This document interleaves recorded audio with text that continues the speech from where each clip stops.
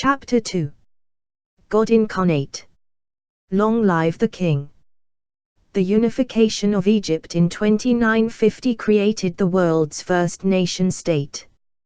Today, this form of political and social unit seems both natural and inevitable. Our prosperity, or poverty, our rights and duties, our freedoms, or lack of them, are all profoundly affected by our nationality.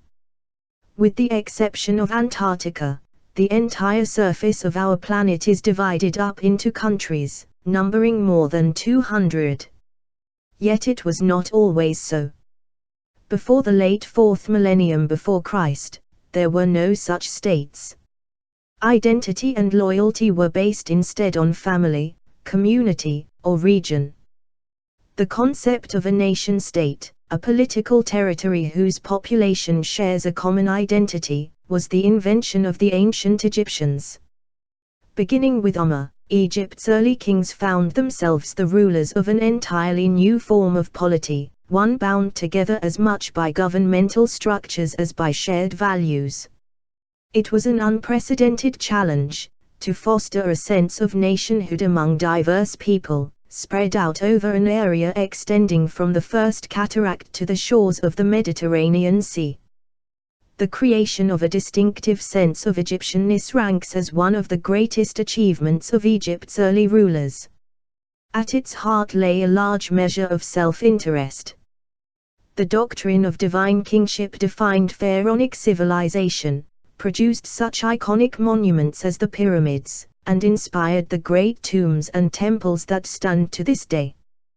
The dominance of monarchy in ancient Egyptian culture and history is underlined by the system we use for dividing up the 3,000-year span between the reign of and the death of Cleopatra.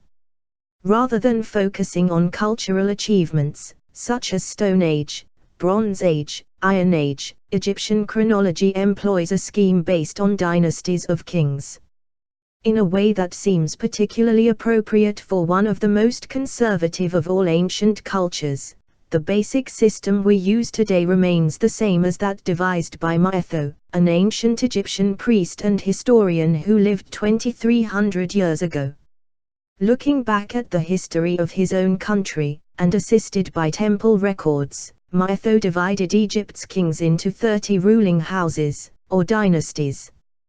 His scheme started with Men's, the king we know as the founder of the first dynasty, circa 2950, and ended with Ektebo II, Akthorheb, as the last king of the 30th dynasty, 360–343 BC. For historical completeness, modern scholars have added a 31st dynasty, comprising the Persian conquerors who briefly ruled Egypt between the demise of Akthorheb and the conquest of Alexander the Great. The Macedonian and Ptolemaic dynasties, founded by Alexander and Ptolemy respectively, were not included within Manetho's original scheme. Although these dynasties comprise kings of non-Egyptian origin and represent, to some extent, a break with the pharaonic system of government, they do emphasize the continued importance of dynastic kingship in the later history of ancient Egypt. In keeping with the ancient Egyptian ideal, perpetuated in temple reliefs and inscriptions, Manetho's dynasties emphasized a single, unbroken succession of kings stretching back to the time of the gods and ultimately to the moment of creation itself. In turn, this ideal reflected the doctrine promulgated by the pharaonic court. According to this doctrine, the creator god Atum set the pattern for kingship at the first time, and each subsequent ruler was the legitimate inheritor of a divinely sanctioned form of government. The reality, of course, was rather different. At times of national disunity, several rulers based in different parts of the country were able to claim royal titles and rule concurrently.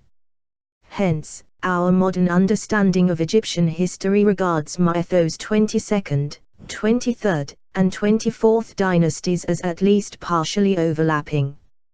Recent scholarship has shown some of his dynasties, such as the 7th, to be wholly spurious, the result of a misunderstanding of the ancient temple records, while the 9th and 10th dynasties seem to represent only one ruling family, not two.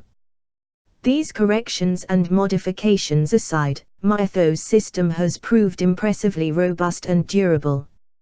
Above all, the fact that it remains the most convenient way of dividing up ancient Egyptian history underlines the centrality of monarchy to his, and our, understanding of pharaonic civilization. Indeed, as a form of government, kingship was quintessentially Egyptian. Among the early civilizations of the ancient world, only Egypt embraced this particular mode of rule from the very beginning of its history. In Mesopotamia, modern Iraq, city-states based their identity on their local temples, so it was the high priests who wielded the greatest political and economic power. Only later did a monarchical system develop, and it was never as thoroughgoing or omnipotent as its Egyptian counterpart. In the Nile Valley, kings seem to have ruled the people from prehistoric times. Recent excavations in the early royal burial ground at Abdju have uncovered graves dating back to around 3800. One of them contained a pottery beaker painted with perhaps the earliest image of a king. It shows a tall figure with a feather in his hair, holding a mace in one hand, and in the other, a rope binding 3 captives. The subjugation of enemies and the distinctive combination of feather headdress and mace, which is also found in the prehistoric rock art of the Eastern Desert, identify the scene as royal, even though the ruler in question probably controlled only a limited territory. Kingship also seems to have developed elsewhere in Upper Egypt at about the same time, as suggested by a fragment of pottery from Abd decorated with a crown, and by a monumental complex of pillared halls in the desert close to Ekhi. By around 3500 the unmistakable iconography of kingship was given full expression in a tomb at Ekhi known as the Painted Tomb. One of the inside walls of this burial chamber was plastered and painted with a frieze showing a royal figure taking part in various ritual activities. The decoration is dominated by a spectacular procession of boats, but in one corner of the scene the king is shown smiting 3 bound captives. This motif, already prefigured on the Abdju vase, became the defining image of Egyptian kingship. We see it repeated on the Ommapalette and thereafter on temple walls until the very end of pharaonic civilization. The imagery of early kingship was as enduring as it was violent. Crown and scepter during the process of state formation, the artistic expression of royal rule underwent rapid development, to keep pace with the changing notion of kingship itself. We can trace the changes in a series of ceremonial objects and commemorative inscriptions. Particularly striking is the circled battlefield palette, an object similar to the Ommapalette but dating to a century or so earlier. Whereas Omma's monument gives pride of place to an image of the king in human form, the older palette shows the ruler instead as a huge lion, trampling and goring his enemies who lie prostrate on the field of battle. The intention was to present the king as a force of nature. In a similar vein, a contemporary inscription carved at Jebel Sheikh Shuleima, near the Second Nile Cataract in Nubia, shows the victorious Egyptian king as a giant scorpion, holding in its pincers a rope that binds the defeated Nubia chief. From Omma's own time, an ivory cylinder shows the king as a vicious Nile catfish, beating rows of prisoners with a large stick. The message was clear: the king was not just a mere mortal who ruled by virtue of his descent and leadership abilities, he also embodied the strength and ferocity of wild animals, superhuman powers granted to him by divine authority. Elevating themselves above their subjects, Egypt's prehistoric rulers were intent on acquiring godlike status. These trends culminate in the Ommapalette. Its very form harks back to a time when wandering cattle herders lived a semi-nomadic existence, carrying everything they needed with them and using their own bodies as canvases for their art. In such a society, Face paint played a central role in the ritual life of the community, and cosmetic palettes were a favorite and prized possession. But by Uma's time, the palette had been transformed into a vehicle for proclaiming the omnipotence and divinity of the king. The decoration of the Umma palette likewise spans 2 worlds and 2 ages. The shallow well that betrays the object's practical origins is formed by the entwined necks of 2 fabulous creatures, held on leashes by attendants. These serpopards, leopards with serpentine necks, are not Egyptian in origin. They come from the artistic canon of ancient Mesopotamia. Their presence on an early Egyptian artifact points to a period of intense cultural exchange between 2 of the great cultures of late prehistory, when ideas and influences from the valleys of the rivers Tigris and Euphrates reached the distant banks of the Nile. Egypt's pre-dynastic rulers were intent upon promoting their own authority and influence. To do so, they needed tried and trusted means to display their power, and they were quite happy to borrow ideas from abroad, if the ideas served the purpose. So, for a few generations, Egyptian elite culture adopted a range of Mesopotamian imagery, especially artistic motifs to represent complex or difficult concepts, such as the notion of kingship itself, a rosette, or the reconciliation of opposing forces by the ruler, 2 intertwined beasts. But once the borrowed ideas had achieved the desired effect, they were discarded just as quickly, in favor of indigenous cultural expressions, the only exception being the Mesopotamian-inspired style of architecture adopted for the king's palace and other royal buildings. The Umma palette captures this pivotal moment in cultural history. Mesopotamian motifs appear on one side, exclusively Egyptian motifs on the other. Egyptian civilization had come of age and was finding its own voice. Prehistoric and historic modes of expression are likewise reflected in the depiction of Umma himself. On one side he is shown as a wild bull, tearing down the walls of a rebel stronghold and trampling the hapless enemy underfoot. Turn the palette over, and the representation of the ruler as a wild animal has been relegated to the past. The image of the victorious king in human form now dominates. The ideology of royal authority had not changed, but its representation was undergoing a profound transformation. From now on, it was not thought appropriate to depict the king as an animal. His newly acquired divinity required a more elevated and sophisticated representation. Monarchs throughout history have adopted elaborate trappings to distinguish themselves from their subjects. Royal regalia encodes the different attributes of kingship, providing a kind of visual shorthand for a complex underlying ideology. In Christian monarchies, a crown surmounted by a cross symbolizes that the king's temporal power is subject to a greater, divine authority. The orb reinforces the same message, while a scepter stands for power tempered by justice. In ancient Egypt, regalia was similarly used to convey the nature of royal authority.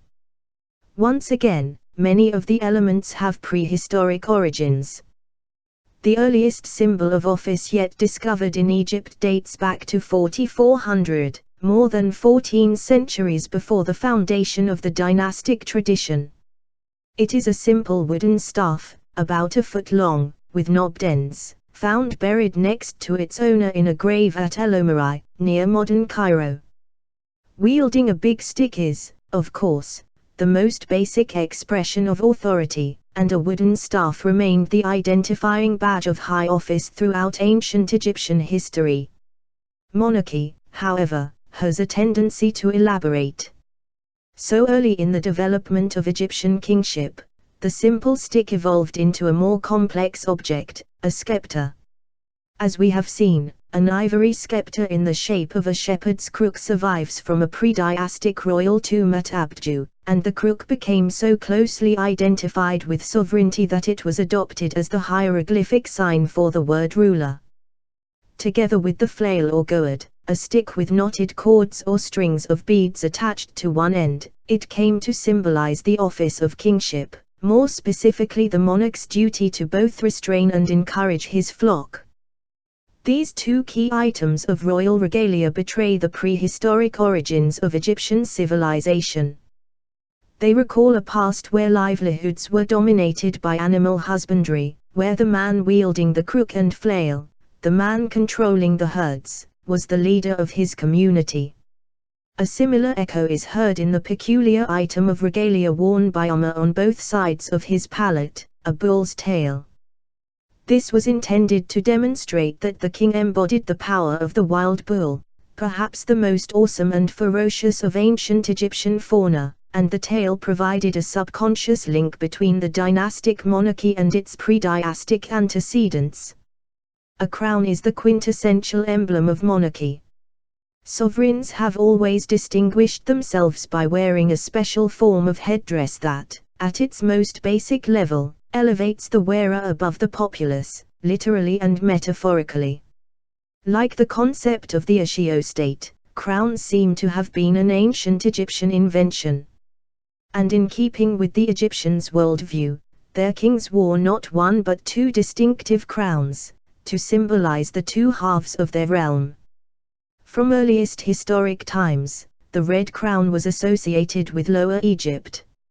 It consisted of a squat, squarish cap with a tall tapering projection rising from the back, and attached to the front of this projection was a curly protuberance reminiscent of a bee's proboscis. Its counterpart, the white crown, tall and conical with a bulbous end, was the symbol of Upper Egypt. This neat equation shows the Egyptians' love of binary divisions, but it is also an artificial creation. Archaeological evidence from the prehistoric period suggests that both crowns originated in Upper Egypt, the crucible of kingship, the red crown at Ubt and the white crown farther south, beyond Ekhi. Following the unification of the country, it made perfect sense to recast the northern red crown as the symbol of northern Egypt, keeping the southern crown as the symbol of the south. The ancient Egyptians were particularly good at inventing traditions. In the middle of the first dynasty, about a century after Amma, the royal iconographers took the obvious step of combining the red and white crowns into a single headdress, the double crown, to symbolize the ruler's dual dominion. Thereafter he had a choice of three distinct headpieces, depending upon which aspect of his authority he wished to emphasize. If art could be used to project the king's authority, how much more effectively could architecture do the same, but on a monumental scale? Like other totalitarian rulers throughout history, Egypt's kings had an obsession with grand buildings, designed to reflect and magnify their status. From the very beginning of the Egyptian state, the monarchy showed itself adept at using architectural vocabulary for ideological purposes. It chose to emphasize one particular style of building as the visible expression of kingship. A facade composed of alternating recesses and buttresses, which create a highly effective pattern of light and shade in Egypt's sunny climate, had first been developed in Mesopotamia, in the middle of the 4th millennium before Christ. Like other cultural borrowings during the period of state formation, this distinctive architectural style, known as palace facade architecture, found a receptive audience among Egypt's early rulers. It was both exotic and imposing, ideal as a symbol of royal power. So it was swiftly adopted as the architecture of choice for the king's palaces, including the royal compound in the capital city of Memphis, which served as the principal seat of government. With its whitewashed exterior, this building known as White Wall must have been a dazzling sight, comparable in its symbolism to the White House of a modern superpower. Other royal buildings throughout the land were consciously modeled on White Wall, and an architectural motif of foreign origin rapidly became one of the hallmarks of the Egyptian monarchy. Title role throughout pharaonic history, iconography and architecture retained important roles in projecting the desired image of kingship to the people. Iconography and architecture were especially effective in a country such as Egypt, where up to 95% of the population was illiterate. But in the ancient world, the main threat to a king rarely, if ever, came from the masses. The people a monarch needed to keep on his side, above all, were his closest advisors. The small group of literate high officials who ran the administration were in a better position than most to pose a threat to the reigning king. Of course, such individuals generally owed their position, status, and wealth to royal patronage, and therefore had a vested interest in maintaining the status quo. However, Egypt's masterful royal propagandists devised a subtle means of bolstering kingship among the literate class. In the process, they raised the office to a position of virtual unassailability. The solution lay not in iconography but in writing. Hieroglyphs were first developed in the late prehistoric period for a rather prosaic purpose, to facilitate record-keeping and enable economic control over a geographically extensive territory. But the ideological potential of writing was swiftly realized. On the palette, for instance, signs are used to identify the main protagonists, the king, his followers, and his enemies, and to label the principal scenes. Words could just as easily be employed to convey the fundamental essence of kingship through royal titles. In the contemporary Western world, titles have generally lost their former potency, although some, such as Commander-in-Chief and Defender of the Faith, still carry echoes of a former age of deference and rigid hierarchies. In ancient Egypt, names and titles were highly significant, and the early development of the royal titulary, the royal protocol of titles, exploited this to the full. The most ancient of all royal titles, in use even before Amma's time, was the Horus title. It explicitly identified the king as the earthly incarnation of the supreme celestial deity, Horus, who was worshipped in the form of a falcon. This made a statement as bold as it was uncompromising. If the king was not just the god's representative on earth but an embodiment of divinity, his office could not be challenged without destroying the whole of creation. The message was reinforced at every available opportunity. The king's seal, stamped on commodities to mark royal ownership, or carved in stone on royal monuments, showed the falcon god standing on top of a rectangular frame containing the king's Horus name, the name which expressed the king's identity as the earthly incarnation of Horus. The frame was designed to resemble a gate in the royal compound. The not-so-subliminal message was that the king within his palace operated under divine sanction and was himself a god incarnate. As a statement of monarchical rule, it was direct and unanswerable. A second royal title, attested from the reign of Amma's successor, took royal propaganda a stage further. It was written with the signs of a vulture and a cobra, representing two goddesses. Ekbit the vulture was associated with Ekheb, modern El-Kab, a town opposite Ekhi in the heart of Upper Egypt.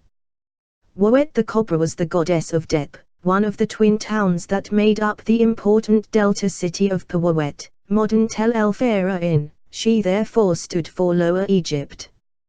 Choosing two ancient deities to symbolize the two halves of the country, and making both goddesses joint protectors of the monarchy, was a clever move, creating from strands of local belief and custom a national theology, centered on the person of the king.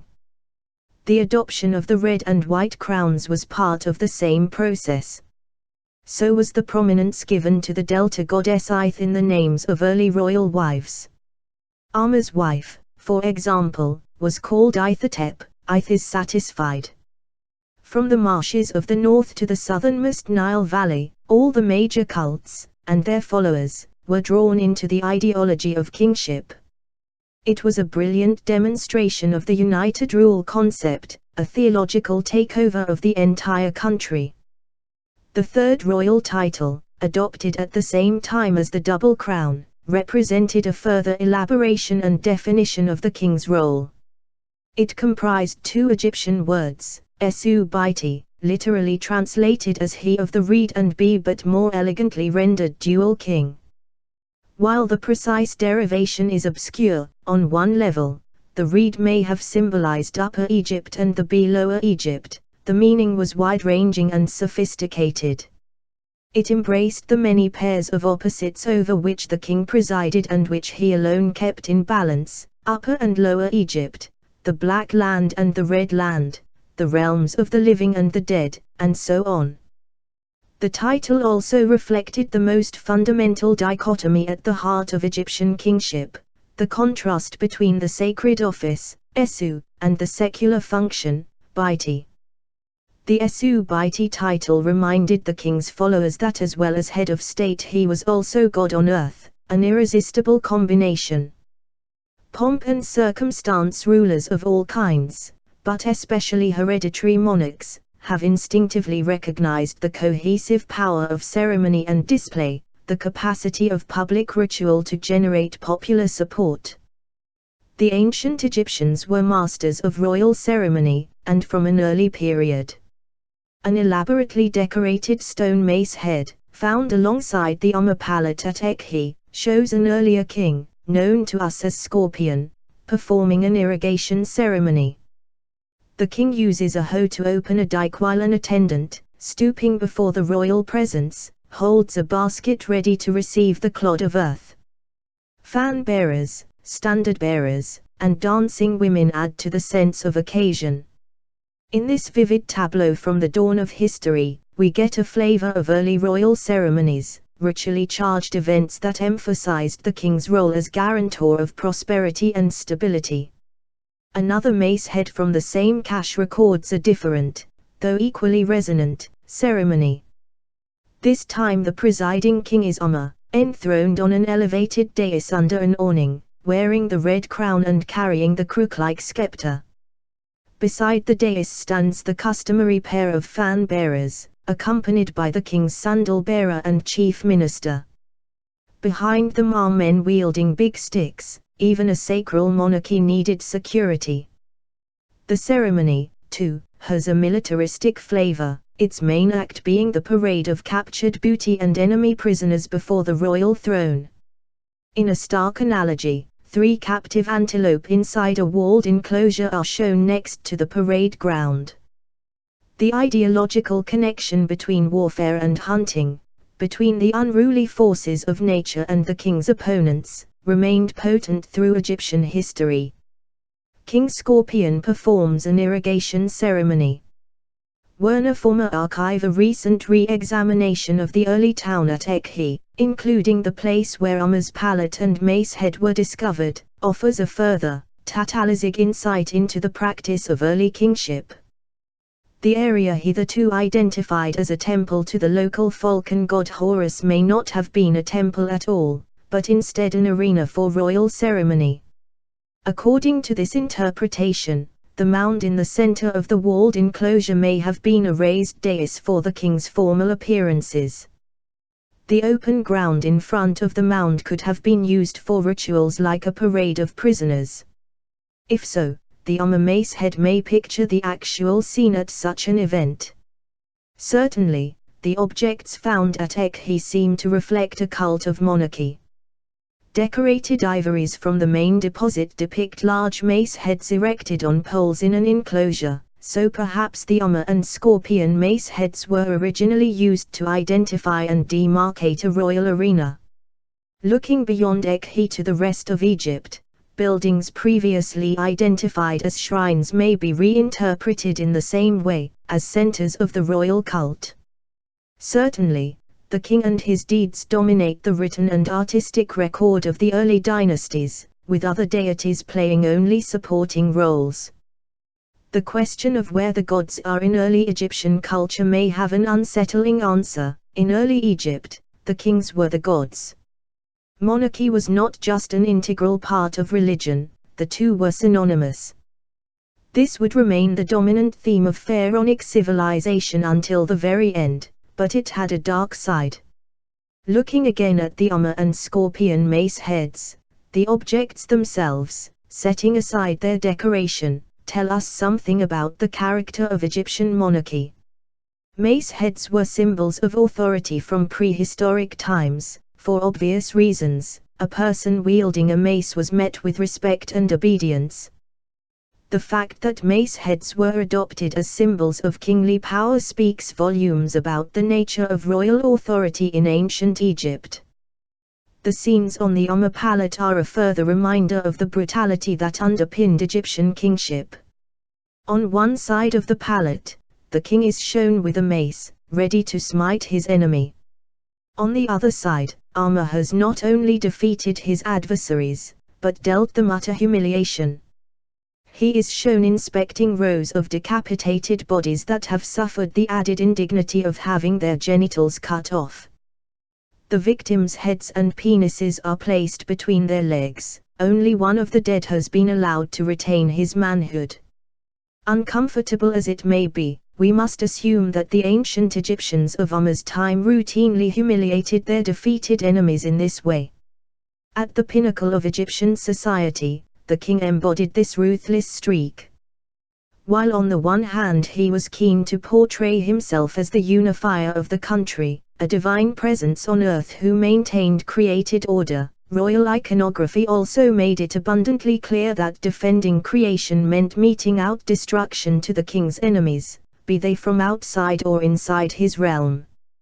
Umma and his predecessors had won power by violent means, and they would not hesitate to use violence to retain power. The visual propaganda employed to promote the monarchy, the king as a lion, a giant scorpion, a fierce catfish, a wild bull, or a mace-wielding superhero, was unashamedly brutal. It was both a promise and a warning. In this context, one of the most jarring scenes from early Egypt is the band of decoration around the top of the scorpion mace head. The tableau consists of a series of royal standards, each symbolizing a different aspect of the king's authority. But they are not just standards, they are also gallows. From each one hangs a crested bird with a rope around its neck. In hieroglyphic writing, the lapwing, Rekhite in ancient Egyptian, symbolized the common people, as opposed to the small circle of royal relatives, Pat, who wielded power. On the scorpion mace head, the common people have been hanged on the gibbets of royal power. It is a message that would be repeated later in Egyptian history. For example, the base of a statue of King Eadgerickhut, also known as King Djoser, builder of the first pyramid, is decorated with archery bows, denoting foreigners, and also lapwings, so that the king could trample underfoot his subjects as well as his enemies. Egyptologists have recoiled at the underlying symbolism of such scenes, but it is inescapable. Autocratic regimes live and die by force, and ancient Egypt was no exception. The most chilling example of this tendency can be seen in the tombs of Egypt's early rulers. At Ubd, an elite burial dating to around 3500 contained more than the expected array of grave goods. Around the walls of the tomb, the excavators found a series of human long bones, and in the center a collection of skulls. The dismembered bodies of several individuals had clearly been interred with the tomb owner. At Ekhi, bodies in the pre-diastic cemetery show frequent evidence of scalping and decapitation. At nearby Adima, 2 individuals had had their throats slit before being decapitated. The archaeologist who found them thought they might have been early examples of self-sacrifice, loyal retainers killing themselves in order to accompany their master to the grave. But the First Dynasty royal tombs at Abdu suggest a different, more sinister, explanation. Under Umma's successors of the First Dynasty, the royal tomb itself was accompanied by a series of subsidiary graves for members of the court. In one case, the king's afterlife companions were all in the prime of life when they died, with an average age of 25 years or younger. In another royal tomb from the end of the First Dynasty, a single roof covered the servants' graves as well as the king's chamber. Both examples provide unequivocal evidence for the sacrifice of retainers, since it is impossible that an entire retinue would conveniently die at the same time as its monarch. However, this could have been self-sacrifice. Perhaps the bonds of loyalty were so strong that servants willingly took their own lives when their master died. Recently, however, closer inspection of the subsidiary graves has swept away this explanation, for the bodies show evidence of death by strangulation. The conclusion is as grim as it is shocking. Egypt's early kings had the power of life and death over their subjects and did not hesitate to use it to demonstrate their own authority. To be a member of the common people meant a life of subjugation. To be a member of the king's inner circle meant a life of fear. Neither can have been particularly pleasant. Retainer sacrifice peaked at a relatively early stage. The tomb of Dje, third king of the first dynasty, circa 2900, was surrounded by 318 subsidiary burials. It seems as if Egypt's rulers, having acquired absolute power, were eager to try it out. Those buried around the king, to serve him faithfully in the afterlife, included his pets alongside his human attendants. The fact that the same mortuary provision was considered appropriate for both dogs and concubines speaks volumes about the status of royal servants at the early Egyptian court. After the reigns of Dje and his successor Djet, the practice of retainer sacrifice seems to have declined before stopping abruptly at the end of the first dynasty. But one cannot help wondering if it was economic rather than ideological reticence that put an end to the practice. After all, eliminating an entire entourage at the end of each reign was hugely wasteful of talent, and the ancient Egyptians were nothing if not practical. Human sacrifice in the first dynasty. Dr. Kate Spence. Human sacrifice is also depicted on labels from the royal tombs. Some of these dockets, which were originally attached to jars and boxes of supplies, are inscribed with scenes of royal activities. Two such labels, evidently commemorating the same event, show a man kneeling down with his arms tied behind his back. In front of him, on the floor, there is a large basin. Its purpose is gruesomely clear, for another man stands over the victim with a long knife, ready to plunge it into his chest. There is no written text to shed further light on this scene, but there can be little doubt that it involved the ritual killing of a human prisoner as part of a ceremony of kingship. By means of the objects buried within it and the servants interred around it, the royal tomb was designed to enable the king to continue presiding at royal ceremonies for all eternity. As such, the tomb was the essential guarantor of kingship and, from the rise of ancient Egypt until the demise of the pharaohs, the most important construction project of each reign. The preparation of the king's burial must have absorbed huge effort and expenditure, in labor, materials, and human life. It is often argued that the people of Egypt made the investment willingly, as their side of a contract that guaranteed the prosperity and survival of the country. Of course, the person advancing that ideology was the king himself. It was in the monarchy's own interests to promote its role in national unification. In reality, the king's motivation was self-interest. The first dynasty royal cemetery at Abju, with its hierarchy of the king's tomb surrounded by the burials of his retainers, was simply a concrete manifestation of Egyptian society, a state totally dominated and controlled by one man. The creation and implementation of this ideology helped to fashion pharaonic civilization, but at a price. With the rise of ancient Egypt, the relentless march of state control had begun in earnest.